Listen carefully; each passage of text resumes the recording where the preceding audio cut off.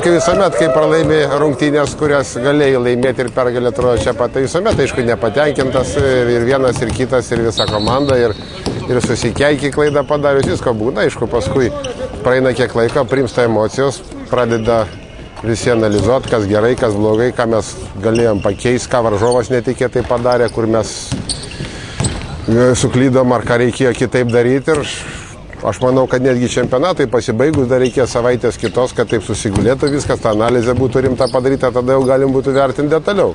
Šiandien šiuo momentu, sakysim taip,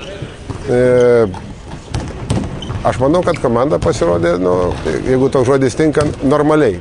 Mes nenuveikėm kažkokių ypatingų žygdarbių, kad ten reikėtų mus labai girti.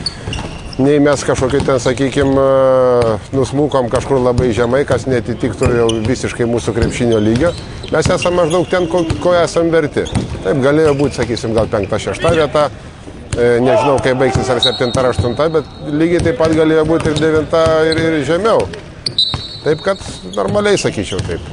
Kažko tokio ypatingo, nei dramatizmo, nei ypatingos, ten, sakysim, euforijos, aišku, nėra. Lietuvoje pastaruoju metu labai daug gandų apsikalbėjo apie trenerius ir, sakykime, statymus galima atlikti, ar liks treneris ar ne, sakykime. Kaip jūs galite atskirti visus tos gandus, ar yra paprasta rinktinė, kaip, sakykime, galėtume pasimatyti?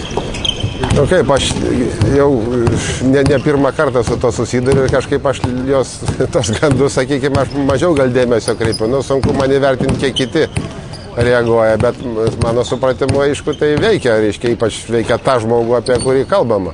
Ar tai būtų treneris, ar žaidėjas ten, ar dar kažkas.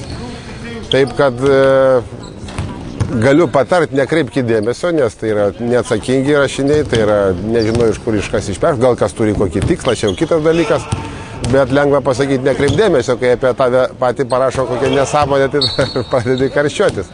Taip, kad aišku, tai nesudaro geros atmosferos.